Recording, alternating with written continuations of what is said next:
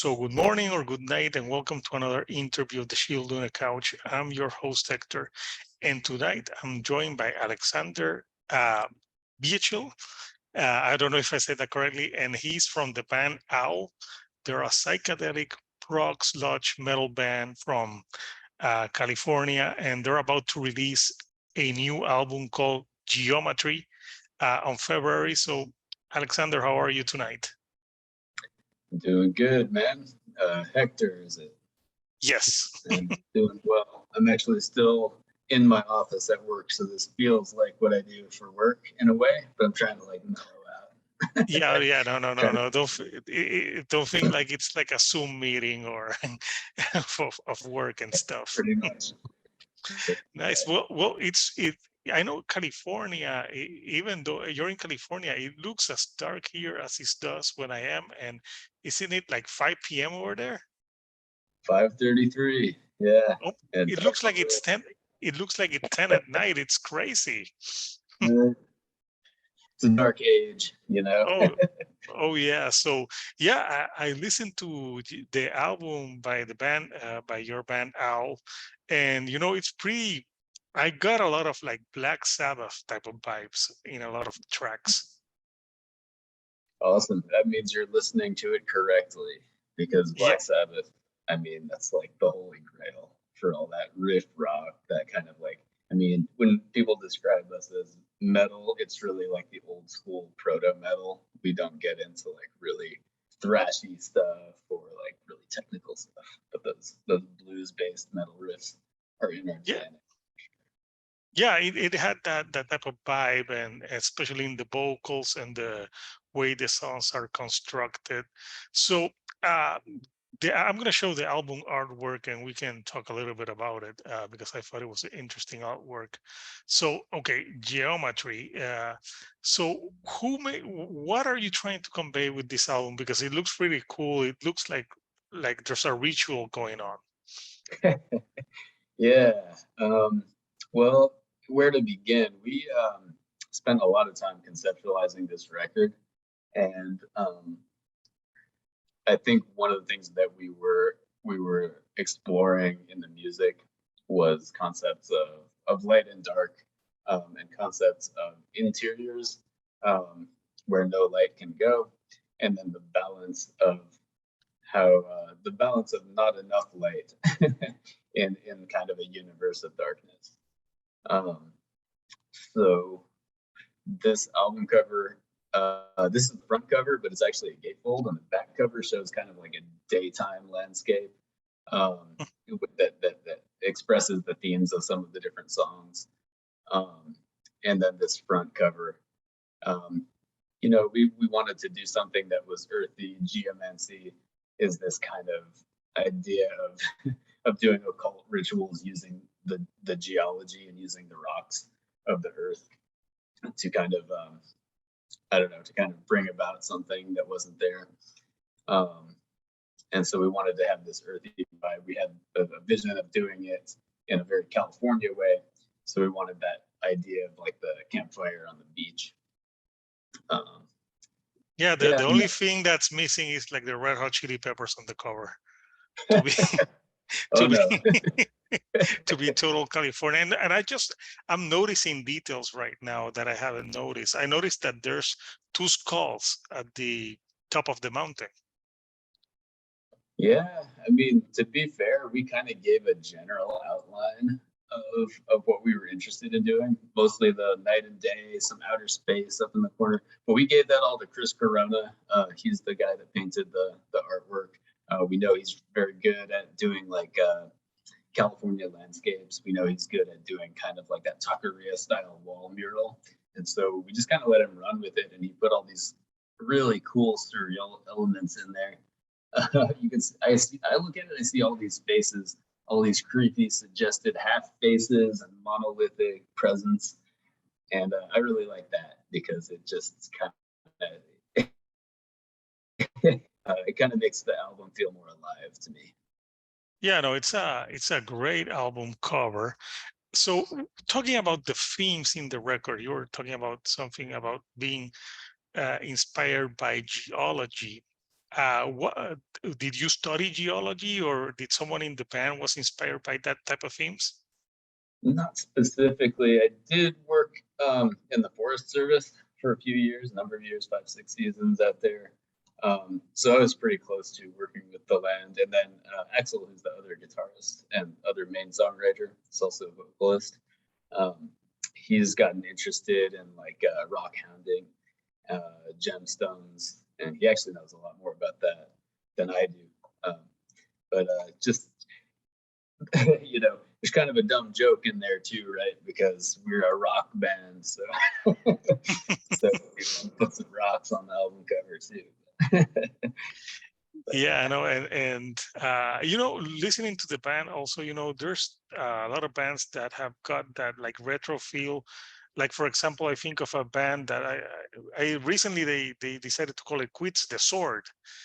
Oh yeah, Uh, totally. yeah, so yeah, maybe you can carry that mantle for that type of like rock, psychedelic, stonery type of feel. Hey, I wouldn't mind, man. It's a good vibe. And yeah, I saw the Sword back, I think, in 2012. Really good live band. I was bummed to see that they were calling it quits. Uh, I think we probably have a lot of this. Mm. Yeah, there's this like the same type of vibe and feel to it. So what are some of the themes that you explore on this record?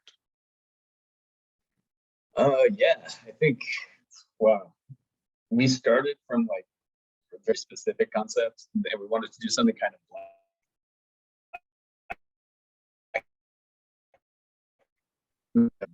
darkness and no way to break out of that kind of. But then we decided that was too confining. So we decided that it's kind of Axel's idea, but we built it up to let more light in and contrast this idea of confinement and sort of burial and being unable to move, sort of, with the idea of what happens when you can break that open and then let light in. So from that, I think Axel's songs are a little different from mine. He's more into like telling a story. He's more into big monsters, like that kind of sci-fi thing, a lot more. And then I do more of a psychological thing.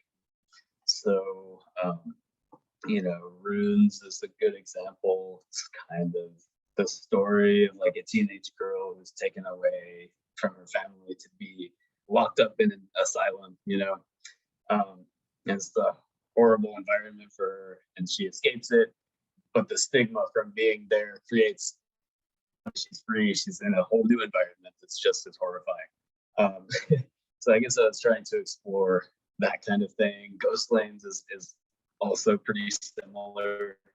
One stems from the idea of running from one thing that is a failure, and you have to like run back to something else that's not a good solution. Nice, but so the songs per se is not like a concept album, right? Not It's like really. they're interconnected, but there's not like a full concept per se. So yeah, it's interesting. So which of the songs that you worked on for you, which one was the most challenging for you to create? Definitely the longest one. It's called Shadow of Baechle. Yeah, I think that's one like near the end, right? It's over 11 minutes. That was one where we just kept getting more ideas, more and more ideas. That was originally supposed to be like very 70s Scorpions, just like a short, punchy thing with a couple sweet harmonies. Boom. It just kept expanding. The idea kept finding more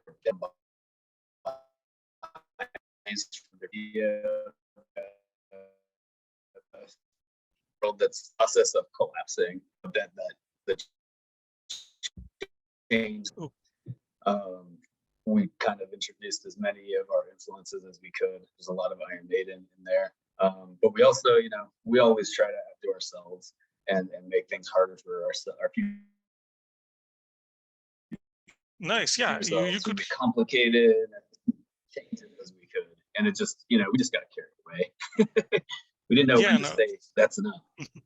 You didn't know when to say, okay, let's stop putting so many influences in one song and just letting it breathe. But yeah, I thought it was interesting, and you end with La Luz Compartida. So for people that don't speak Spanish, that's the light that everyone shares. So yeah, it's like at the end, it's like a hopeful ending for the album, correct? It is hopeful, yeah. The Nice. idea with La Luz Compartida was that you look into the night and you can see the stars, and there's not very much light to go around, right? So that's all the light there is, and we got to share it. So, but Yeah, no, it is there, and it's enough, and it must be some pretty strong light if that's all it takes to be in balance with the dark universe. awesome. So what are the plans for Owl now once Geometry comes out in February? So just to be clear, so it's like not geometry, but geomancy is the name of the Geomancy, record. sorry. I don't know why I No said problem. Geometry. When Geomancy comes out, what are the plans?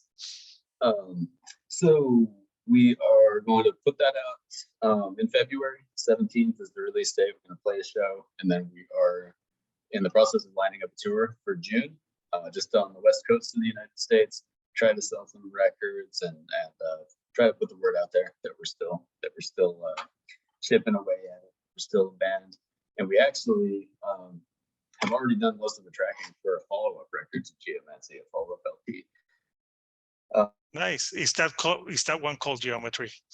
Yeah, I'm kidding. yeah. It's trigonometry. We're gonna, Are you gonna keep it with right? Are you gonna keep it with the theme? So now you went with like the earthy. Are you gonna do like another album based on water, maybe on air? I think like something. I think Mastodon did something like that, or there's some bands that done something that based on different elements. Actually, we kind of went the opposite direction. We're trying to make our dumb rock album. We learned, like this complicated stuff. It's not that fun. So you try to do like when Mastodon did The Hunter. they're like, yeah, let's just do an album that's not like a concept. Let's just riff it out. Yeah, totally.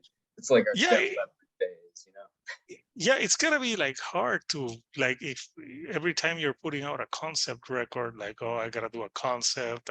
There's a lot of like, I'm guessing planning, and especially with this album, you wanted everything to do with the earth, with geomancy, not geometry. So you wanted everything related. So I'm guessing that was a challenge by itself. Definitely was a challenge. We put a lot of work into it, put a lot of time into it. But ultimately rewarding. I think it's our most developed. I think it's our most complete work, most intentional. And yeah, we're just really happy with it. So glad that it's finally completed. Okay, awesome. And so people can pre-order it. The album's coming out February 17th. I'm going to show the album cover once again for Owl and Geomancy. It's coming out February 17th. So if you like rock, psychedelic rock with that 70s type of feel, this is right up your alley. And yeah, this album cover is really cool. I see a lot of details once I look at it again, because there's so many stuff on it that it's really cool looking album cover. And it's good when bands take the time to do cool album covers. I feel that sometimes there's it's like a lost art form. Sometimes they're like, oh, here's like a blank cover, like unless you're Metallica and the Black Album, you can do it. But yeah, like I like album covers that say stuff. I think it's important to like the packaging, and not just like there's so many album covers that you look at them too simple. I think it looks that you guys really put a lot of time and effort into it. Yeah, there's no doubt about it. I think, what is it, 7 years now that it took from beginning to end to get this thing off the ground. So yeah. Nice.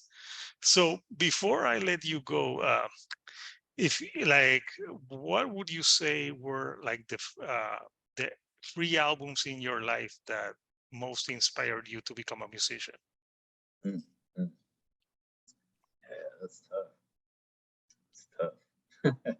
Most inspired me to like to want to rock. Yeah, for Hmm. sure. I would say Iron Maiden, The Number of the Beast, was a pretty big discovery for me. I came up on that pretty late. I think I was 22. But when I had that record, pretty excited for it. Yeah. Just it was one of those ones I had to hear again and again. And obviously, it still comes out in the music. Rush. I don't know which album I would pick, but definitely Rush is just like from the time I was in middle school. They've always kind of defined how I would approach music. I love that it's hard rock, but it is also like challenging structurally, forces you to think a little bit. If you're trying to play it, it's not easy. You can't just strum a couple chords. Um, so I would put Rush in there for sure. And I don't know. Other one that made, I mean, probably, this one, I haven't thought of this album in a while, but Evil by Sonic Youth, that one is also pretty big for me. It's because I felt like they were kind of breaking out of a more standard way of approaching music, and I like that they were thinking outside of the box at that time. Nice. I like it because all three are very different. Iron Maiden, Rush, and Sonic Youth. I wouldn't figure that you would have said Sonic Youth. So yeah, that's a good mix of blends. So Alexander, again, I want to thank time of you of your day to talking with me, and hopefully you get out of your office soon. Yeah, to Eh, practice. We're supposed to practice right after this. So yeah, go practice, and people get Geomancy by the band Owl on February 17th. I'll put the links in the description box so people can go check it out, and I'll put a link to one of your videos so people can go and see it. So until next time, people, this is Hector, the Shield on a Couch, and I'll see you right here on the couch. Thank you and good night.